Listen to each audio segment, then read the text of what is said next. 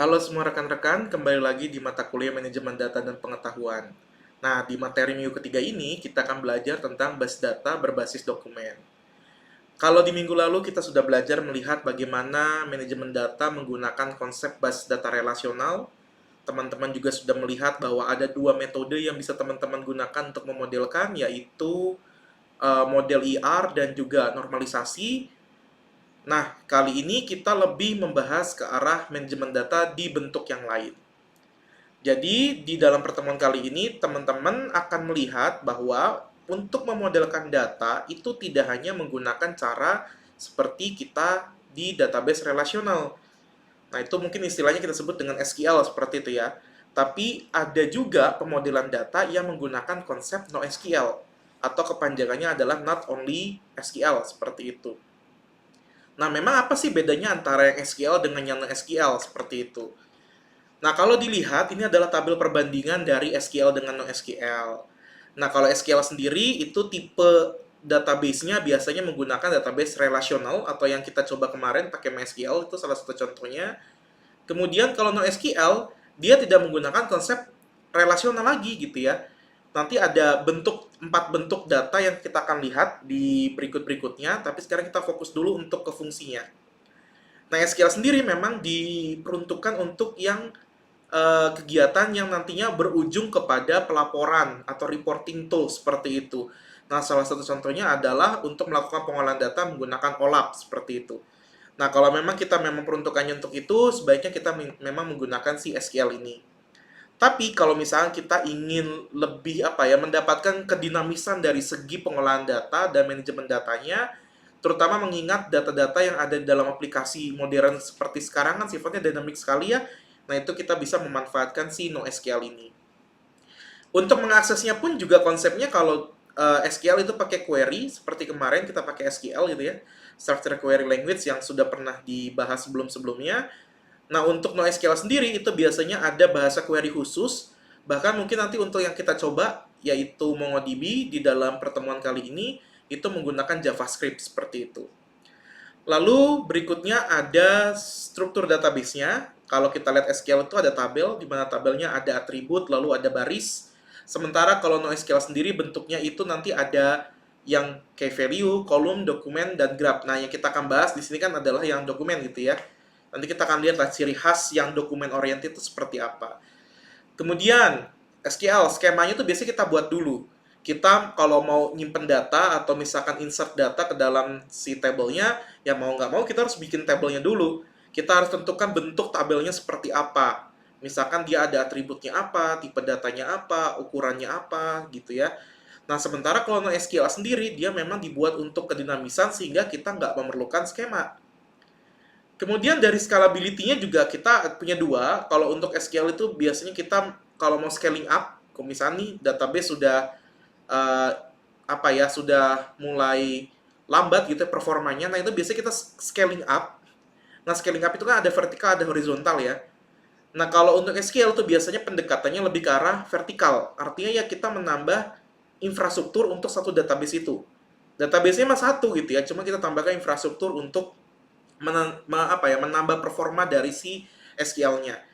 Kenapa? Kalau kita gunakan yang vertikal itu kan horizontal, sorry. Untuk menggunakan horizontal itu biasanya kita menduplikasi gitu ya. Kayak membentuk suatu database baru atau misalnya menduplikasi, terserah nanti metodenya mau yang mana.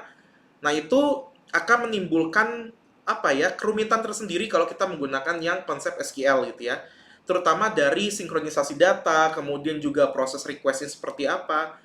Nah, sementara kalau NoSQL karena sifatnya sangat dynamic gitu ya, tidak memerlukan skema, artinya memang ya sudah kita bisa scaling up-nya dengan cara horizontal seperti itu. Nambahin servernya gitu, server database-nya gitu terpisah. Nah, itu masalah yang timbul akan lebih minimum dibandingkan kalau kita pakai SQL. Nah, kalau contoh DBMS-nya ya ini yang bisa teman-teman lihat. Nah, nanti yang kita akan pakai untuk NoSQL karena kita menggunakan pendekatan document base, nah itu kita pakai MongoDB seperti itu. Oke, gambarannya secara struktur ini yang SQL, jadi teman-teman bisa lihat ada tabel ya. Antar tabelnya saling berelasi menggunakan primary key dan foreign key. Sementara kalau NoSQL itu ada 4 bentuk, ada key value seperti ini, ya ibaratnya kayak itu atribut dan value itu nilainya gitu ya. Konsep kayak value ini mungkin mirip dengan record seperti itu. Kemudian nanti juga di dalam dokumen sebetulnya juga ada key dan value gitu ya, cuma nanti di proses yang berbeda. Lalu ada graph database. Nah, ini juga lagi tren banget ya sekarang ya, graph database gitu. Kemudian ada white column dan terakhir ada document database atau document oriented database seperti itu. Nah, si dokumen ini yang kita akan bahas nanti di perkuliahan kali ini. Nah, karena banyak ya kita harus pilih satu dan di mata kuliah ini kita konsentrasinya atau fokusnya di basis data berbasis dokumen. Nah, pertama kita harus paham dulu nih, apa sih sebetulnya document based database?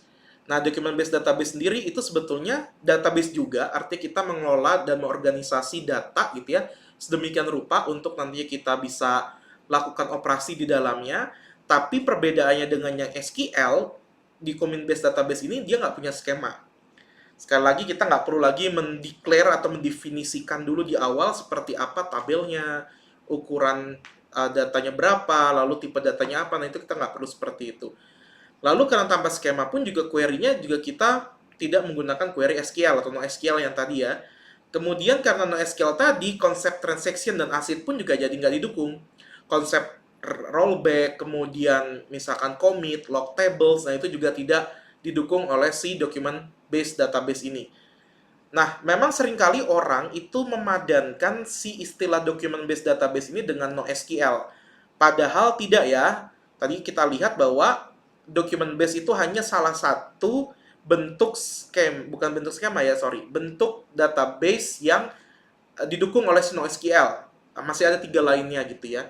Cuma memang kalau misalkan disebut bahwa ya ini NoSQL ya, oke itu sebetulnya masih valid-valid saja kalau untuk orang yang awam seperti itu. Nah, keunggulannya tersendiri adalah ya salah satunya ini gitu ya. Kita punya 3 tipe data, ada unstructured, semi-structured, dengan structured. Nah, si document oriented ini dia bisa supporting untuk tiga-tiganya gitu ya. Itu yang lebih enaknya gitu. Maunya kita, cara pandangnya kita mau menyimpan sebagai table juga bisa, seperti itu. Atau kita mau menggunakan semi-structured yang tagging gini juga bisa. Kemudian juga structure ini juga bisa disimpan dengan baik menggunakan si document oriented. Tentunya ya perlu ada pemrosesan dahulu ya, dari unstructured ke semi-structured seperti itu. Nah, kenapa sih timbul konsep document oriented seperti ini? Nah, kalau teman-teman lihat dengan baik di gambar ini, maka di bagian header suratnya ini ada pengirim dan segala macam. Masing-masing surat kan bisa saja mengandung atribut yang berbeda. Contoh, misalkan yang satu menyertakan pengirim. Pengirimnya itu dicatat nama, alamat, nomor telepon. Nah, yang satu emailnya atau suratnya itu isinya bukan nama, alamat, dan nomor telepon, tapi misalkan nama, posisi, atau jabatan, dan yang lainnya gitu ya. Artinya, si atribut yang disimpan itu berbeda. Nah, kalau kita memanfaatkan SQL, tentunya kita akan sering sekali merombak skemanya. Misal, ini ternyata di surat yang ini yang dicatat hanya pengirimnya, data pengirimnya yang dicatat hanya nama dan alamat, misalkan seperti itu. Tapi ternyata di surat kedua tidak ada alamat, yang ada adalah jabatan dari si pengirimnya di suatu instansi, misalkan seperti itu. Nah, tentunya kita bisa nggak simpan di SQL? Bisa, tapi kita memerlukan alter table dulu. Kita harus mengubah dulu skemanya, bentuknya, agar nanti data atau value dari si yang jabatan tadi bisa disimpan ke dalam database. Nah, bentuk tabelnya jadi asimetrik. Kenapa asimetrik? Di surat pertama tidak ada jabatan, berarti jabatan itu akan nol isinya. Nah, kemudian di yang surat kedua itu ada jabatannya tapi tidak ada alamatnya. Berarti si value alamatnya itu akan null value seperti itu. Tentunya bentuk asimetris ini kurang baik kalau untuk relasional. Nah, dengan konsep document oriented nanti kita bisa menyimpan ini dalam bentuk yang sangat dynamic seperti itu. Nah, ini gambarannya. Jadi kalau kita menggunakan SQL kan ada istilah database, lalu ada table, dan di dalam table ada record seperti itu ya. Nah, kalau di dalam si document oriented sendiri itu konsepnya sama atau bukan sama ya, mirip gitu. Yang pertama ada database, tetap ada. Nah, di dalam database itu kan biasanya ada table ya. Nah, kalau di dalam si document oriented ini biasanya kita sebutnya bukan table tapi collection. Nah, setiap collection itu diibaratkan adalah kalau di nyatanya map gitu ya. Dalam map itu kan banyak sekali dokumen-dokumen yang disimpan. Nah, dokumen tersebut sebetulnya lebih ke arah record seperti itu. Nah, di dalam hal ini kita bisa melihat tiga bentuk record atau kita sebutnya sekarang sudah dokumen gitu ya. Itu yang berbeda dan disimpan di dalam database di dalam si collection yang sama. Contoh di sini ada dokumen satu atau record satu ada ID, nama, is active dan DOB. Kemudian di dokumen kedua nama atributnya atau key-nya, ini kan key ini value gitu ya. Key-nya bukan lagi name tapi full name seperti itu. Kemudian di dokumen ketiga ternyata lebih ekstrim lagi gitu ya. Full name-nya dia bagi lagi ada first dan ada last seperti ini. Nah, itu bisa semuanya disimpan dalam satu collection yang sama. Atau mungkin kalau kita padankan collection itu adalah tabel seperti itu ya. Kebayang kalau kita pakai SQL kan nggak bisa seperti ini. Mau nggak mau kita harus mengalter table terus berulang-ulang tergantung dari skema yang baru masuk seperti itu. Nah, ini adalah padanan istilahnya supaya nanti kita tidak bingung. Database itu database, lalu tabel itu collection, field yaitu masih field, atau bisa nanti ada orang yang menyebutnya sebagai key. Lalu ada record, satu record tuh biasanya satu baris data gitu ya, lengkap. Nah, itu biasanya kita sebut dengan dokumen. Lalu untuk si datanya sendiri biasanya kita sebut dengan value. Nah, itu padanan istilahnya seperti itu. Nah, pertanyaan berikutnya adalah, kenapa sih kita harus menggunakan basis data berbasis dokumen gitu ya? Kenapa kita nggak pakai SQL aja? Yang pertama, kalau kita menemukan kasus di mana kasusnya tuh seperti ini. Misalkan saya punya tabel di sini ada 4, lalu tabel 4 ini ternyata saya mau memunculkan, misalkan, apa ya? Nih, misalkan tolong munculkan nama orang yang lengkap yang memiliki Bentley dan Rolls Royce, itu namanya siapa gitu ya. Berarti kan kalau dulu pakai SQL caranya teman-teman akan melakukan join table ya. Table ini akan dijoin dengan ini untuk bisa memunculkan nama lengkapnya. Itu pun juga harus digabung dulu antara first name dengan last name seperti itu ya, dikonkatenasi. Nah, dengan istilahnya dokumen oriented seperti itu, nah kita bisa menyimpan 4 tabel ini yang tadinya terpisah menjadi satu kesatuan, yaitu ini. Satu dokumen untuk menyimpan semuanya. Tadi kalau kita lihat padanannya dokumen itu sama dengan record gitu ya. Nah, ini kita simpan dalam satu dokumen yang sama sehingga kita enak nanti ngaksesnya seperti itu. Dimana artinya kita kalau menggunakan dokumen oriented itu bisa mendapatkan keuntungan berupa kedinamisan bentuk data. Artinya dalam satu table atau kalau kita sebutnya collection itu bisa menyimpan bentuk data yang berbeda seperti ini. Yang satu kode buku, judul buku, pengarang, yang satu lagi ada penerbitnya gitu ya. Dan itu sah-sah saja disimpan gitu. Nanti yang ketiganya ternyata ada tambahan atribut apa, itu juga nggak masalah, bisa diterima dalam skema yang sama. Tapi hati-hati, skema di sini bukan artian kita membentuk lagi deklarasi table dan segala macam. Nah, kemudian selain memiliki kedinamisan dalam bentuk data yang disimpan, kita juga bisa memanfaatkan konsep namanya denormalisasi. Dimana kalau normalisasi kan ibarat kita punya satu table, lalu kita mau normalisasi berarti pecah menjadi beberapa buah table gitu ya. Nah, kalau di sini kebalikannya untuk denormalisasi. Ketika misalkan saya punya 2 table, lalu saya tidak ingin menyimpan ini dalam 2 entitas terpisah nih. Ini kan sebetulnya cara bacanya nih ada tabel orang atau collection orang, ada satu data saja di sini Adam dan Bandung gitu ya, ID-nya 1. Lalu motor bikes di sini berarti motor yang dimiliki. Nah, itu ownernya satu tuh berarti mengacu ke sini ya. Berarti ini dua-duanya adalah motor si Adam gitu. Nah, ini bisa kita simpan dalam satu dokumen yang sama. Nah, itu enaknya. Jadi anggap saja saya simpan di collection-nya people gitu ya. Saya tambahin satu dokumen yang dimana si dokumennya itu ada di dalamnya motor bikes. Jadi ini nanti kita bisa embed lah ya. Ini ibaratnya disimpan di dalam si collection-nya people. Seperti itu. Yang tadinya disimpannya terpisah yaitu di collection motorbikes. Nah, enak ya, jadi lebih simple bentuk datanya, ID-nya juga tidak perlu diulangi lagi di sini untuk ownernya. Saya nggak perlu sebutkan owner 1 dan owner 1 lagi karena memang si ownernya itu sudah pasti adalah orang ini gitu ya. Karena dalam satu collection yang sama. Nah, kalau teman-teman membutuhkan hal seperti itu ya maka dugaan kuatnya silahkan manajemen data menggunakan dokumen base seperti itu. Nah, kalau kita manajemen nih pakai document base seperti itu, itu kita punya 3 model yang bisa teman-teman gunakan. Ada yang kita sebut dengan array, ada yang kita sebut dengan object, atau kita sebut dengan dokumen gitu ya. Dimana si objek ini nanti ada yang kita sebut dengan embedded object dan ada array of object. Nanti kita bisa lihat seperti apa. Nah, objek di sini sekali lagi dokumen seperti itu. Dan references. Nah, ini yang mungkin nanti teman-teman akan keliru memahaminya karena bentuknya mirip-mirip dengan SQL gitu ya. Di mana ada foreign key yang bertamu dari si primary key-nya seperti itu. Kita lihat dulu yang bentuk pertamanya. Bentuk pertamanya sendiri itu array seperti ini, di mana array akan kita gunakan kalau ternyata satu istilahnya satu atribut atau satu key itu memiliki multi value.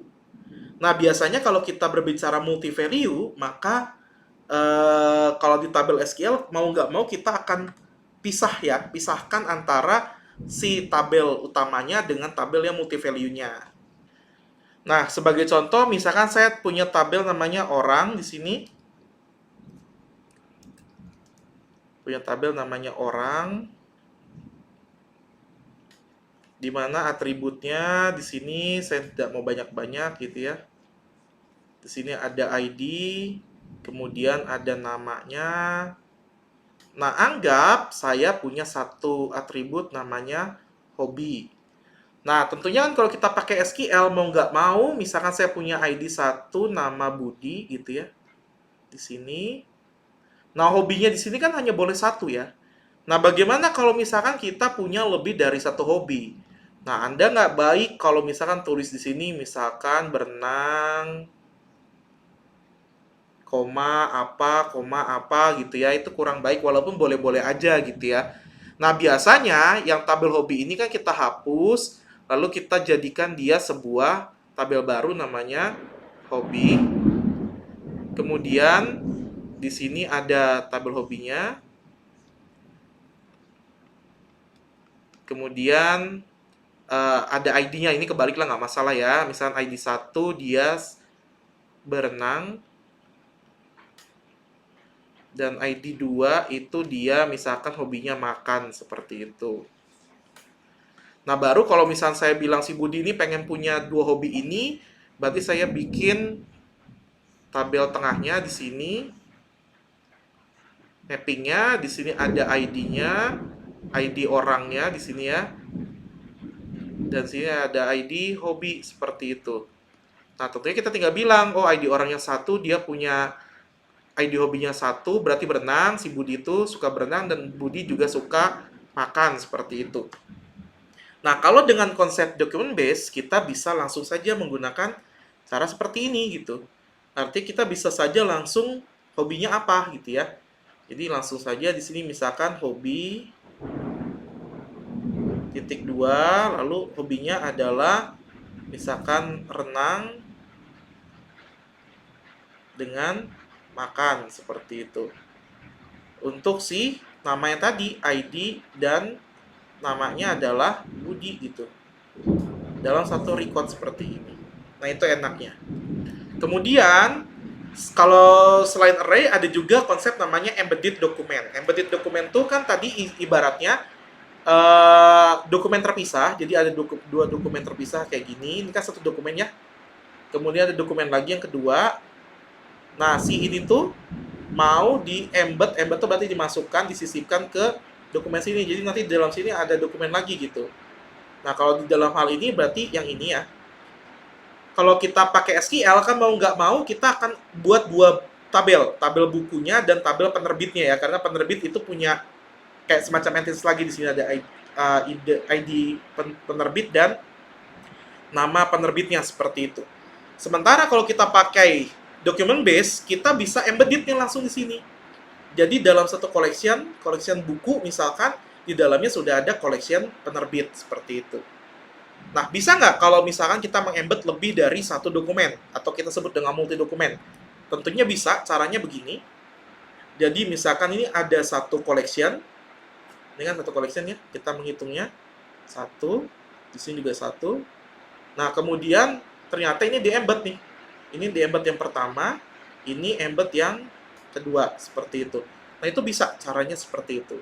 Nah, ini tentunya akan menguntungkan kita gitu ya. Kita tidak perlu banyak menormalisasi tabel, memiliki banyak tabel, padahal untuk menampung hanya satu tujuan data tertentu, seperti itu. Nah, terakhir, konsep data yang mungkin nanti teman-teman akan lihat, oh ini mirip SQL yang kemarin saya pelajari gitu ya. Ya, karena memang kalau kita lihat kan di sini si owner ini satu ya. Satu itu berarti kan si Adam nih. Ini kan berarti maknanya adalah Adam. Ini pun juga ownernya adalah satu, berarti maknanya pun juga sama, yaitu Adam di sini. Nah, berarti otomatis ini kan mengacunya ke si ID 1 yang ada di sini. Nah, itu yang mungkin terlihat mirip dengan SQL. Tapi tentunya ini memiliki konsep yang berbeda dengan si SQL ya. References di sini itu benar-benar hanya pengacuan angka saja, tapi tidak memiliki constraint seperti foreign key yang ada pada SQL seperti itu. Jangan membandingkan konsep seperti itu ya. Nah, ini berarti ada dua collection di mana collection motorbikes itu merefer si data yang ada di tabel people seperti itu. Nah, kapan saya harus pakai yang embed, kapan saya harus pakai yang array, kapan saya harus bentuk menjadi sebuah reference, nah itu tergantung lagi dari query-query yang nantinya teman-teman akan sering lakukan gitu ya. Query di sini maksudnya nanti kalau kita mau mengenerate data atau mau men-summary data, nah itu biasanya menggunakan konsep seperti apa, nah itu bisa kita sesuaikan. Karena sekali lagi bentuk datanya dinamis. Nah, terakhir keuntungannya adalah untuk meringkas datanya itu dia punya konsep namanya MapReduce. Itulah kenapa juga alasan kenapa kita menggunakan si document oriented database atau document based database. Seperti itu.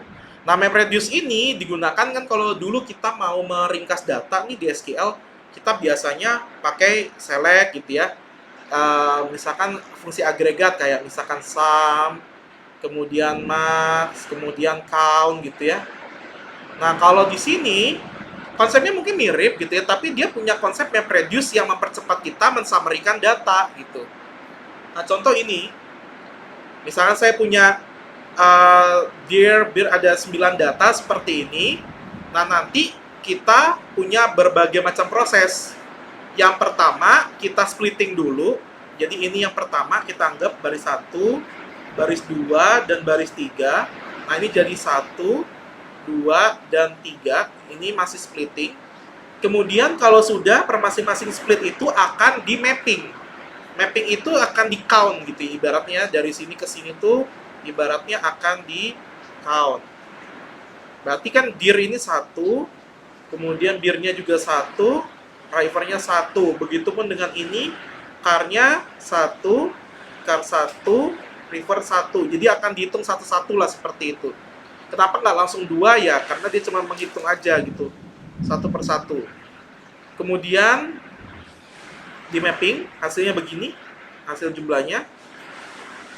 Kemudian dari sini di shuffling dari hasil splittingannya itu diurutkan lagi datanya secara unik. Di sini ada dir, ada bir, river, dan car. Berarti sini juga ada bir, car, dir, dan river, di mana masing-masing itu masih bernilai 1.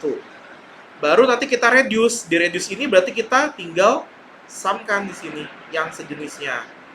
Nah, sum ini berarti jadi birnya ada 2, kemudian car-nya ada 3, dan seterusnya. Kalau sudah tinggal dikonkatenasi ke final result-nya. Di bir, car, dir, dan river ini dijadikan satu, yaitu konsep report-nya yang ini. Nah, ini nanti konsep MapReduce-nya dan pengolahan datanya nanti jadi lebih cepat gitu ya. Kalau misalnya tadi terpisah-pisah, nanti kita bisa yang bir itu dijadiin 2 gitu, lebih cepat nantinya ketika kita mau melakukan request data ke dalam si document oriented-nya. Oke. Di pertemuan kali ini secara teoretik cuman itu. Nah, berikutnya saya mungkin kasih contoh sedikit bagaimana mengimplementasikan si dokumen database ini ke dalam DBMS-nya. Sorry, ini agak hujan ya, jadi suaranya kurang jelas sedikit.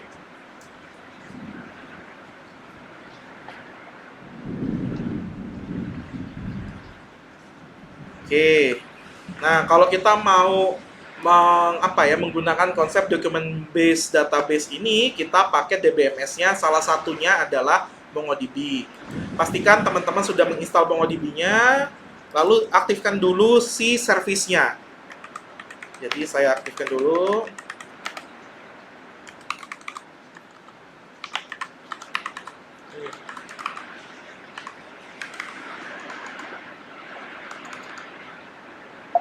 Oke, saya aktifkan. Ya ini karena kebetulan saya pakainya Mac OS, jadi ya cara mengoperasikannya pakai Homebrew. Kalau teman-teman pakai Windows ya feel free untuk coba cari tahu kira-kira cara ngaktifnya gimana. Biasanya pakai Mongot gitu ya, MONGOD, Mongot gitu. Kemudian kita bisa melakukan apa ya istilahnya shell scripting di terminal ataupun command prompt yang teman-teman pakai seperti itu. Oke, caranya adalah ya kita bisa pakai perintah mongos. Jadi kalau dulu cuma mongo gitu ya, cuma mongo ini mau deprecated, artinya mau segera ditinggalkan oleh MongoDB versi terbaru. Nah, sini kita bisa pakai mongos atau kita bilang mongos shell seperti itu ya.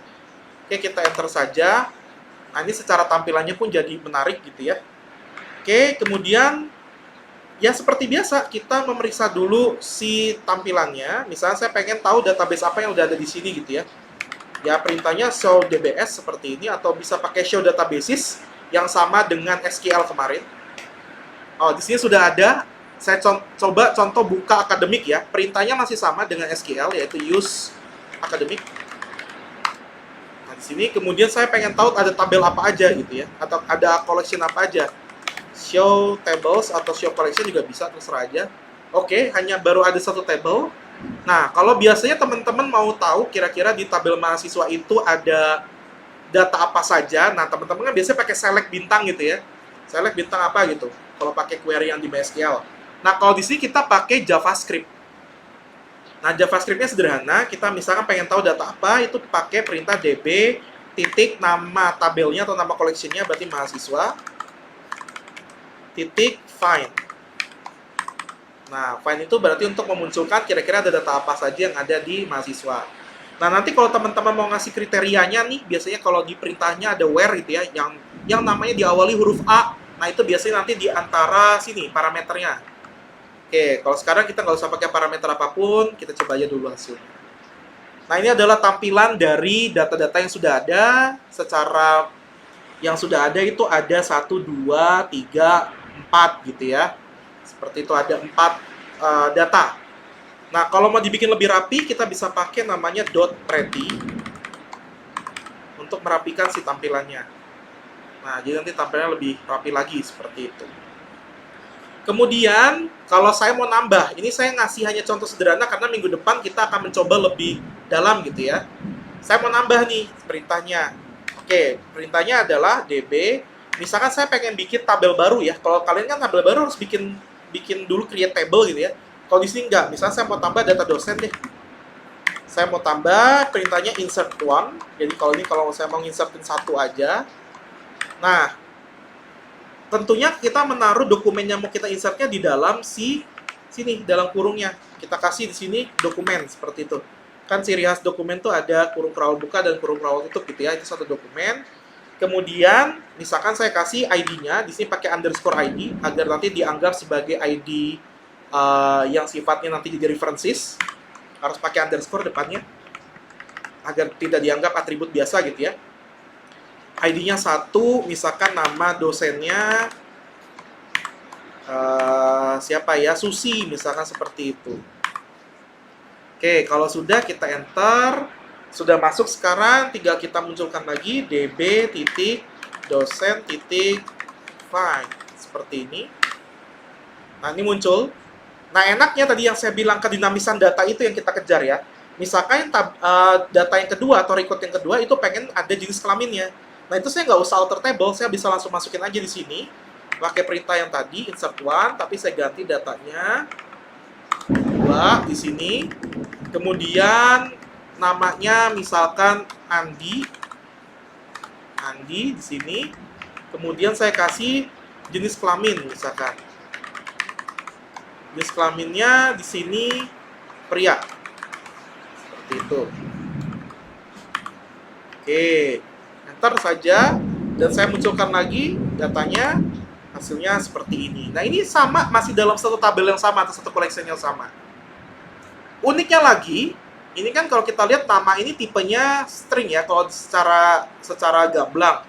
Nah, tapi tipe di sini karena dia bentuknya no skema gitu ya, artinya kita bisa mengisi tipe data apapun gitu.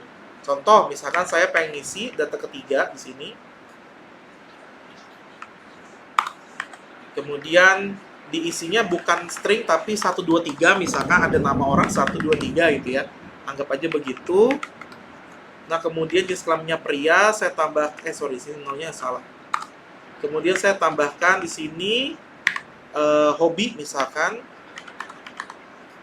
Hobinya itu saya kasih array di sini. Hobinya adalah renang. Renang itu string berarti harus pakai kutip. Renang dan makan, seperti itu. Oke, kalau sudah kita tutup lagi si kurungnya, kurungnya pakai kurung kotak seperti ini. Kalau sudah enter. Nah, kalau kita memunculkan dot pretty aja, kita biar rapi nantinya. Nah, hasilnya seperti ini. Jadi nanti hobinya ada renang dengan makan. Nah, ini kan 3 data ini beda-beda tipe ya. Nah, itu asiknya kalau kita pakai MongoDB. Nah, untuk yang lebih lengkapnya nanti kita coba minggu depan di percobaan yang jauh lebih lengkap seperti itu ya. Nah, kalau teman-teman tidak terlalu suka scripting di shell seperti ini, teman-teman bisa pakai toolsnya. Ya, banyak sih sebenarnya toolsnya, cuma yang saya pakai itu ada namanya Robo Mongo, atau sekarang namanya Robot T3 gini. Nah, oke. Nah, itu kayak semacam GUI-nya, atau Graphical User Interface-nya. Caranya mirip lah seperti yang GUI biasanya, kita koneksi dulu. Kemudian di sini kita buka lagi tabel akademik yang tadi kita sudah mainkan. Nah, sekarang collection-nya ada 2, ada dosen dan ada mahasiswa. Nah, ini data yang tadi kita inputkan ya. Kalau kita buka, di sini ada ID 1 Susi dan segala macam. Yang kalau kita pengen lihat dalam bentuk dokumennya, seperti ini. Jadi, sebentar saya perbesar dulu di sini. Perbesarnya di mana ya? Saya agak lupa. Oke, service preference kalau nggak salah. Oke, di sini ada teks. Dan, tidak ada. Oke, kita nggak usah permasalahkan dulu di sini. Nah, di sini bisa kelihatan tadi ada 1 Susi, 2 Andi yang ada di kelaminnya, dan yang ini 1, 2, 3 tadi ada hobinya. Ya. Bahkan uniknya kalau kita pakai robot T3 ini, kita bisa ngelihat dalam bentuk tabel. Ya, kayak begini. Nah, ini ada array-nya nih. Kita bisa lihat nanti view dokumen aja langsung. Nanti kelihatan, oh ini ada renang dengan makan dan seterusnya. Ya terserah sih teman-teman mau pakai apa, cuma saya sarankan belajar shell scripting. Kenapa? Karena nanti seringnya teman-teman tidak langsung bisa berhubungan dengan GUI semacam ini gitu ya. Dan seringkali memang kalau kita sudah berhubungan dengan infrastruktur server, baik secara cloud maupun yang sifatnya on-premise gitu, nah itu mau nggak mau kita biasanya pakai konsol atau pakai shell scripting. Nah itu juga yang teman-teman harus mulai latih dari sekarang. Oke, paling itu materi yang bisa saya bawakan untuk kali ini. Silakan nanti teman-teman pelajari kembali di slide-nya, dan minggu depan kita akan studi kasus tentang si document oriented database ini. Oke semuanya, terima kasih. Assalamualaikum warahmatullahi wabarakatuh.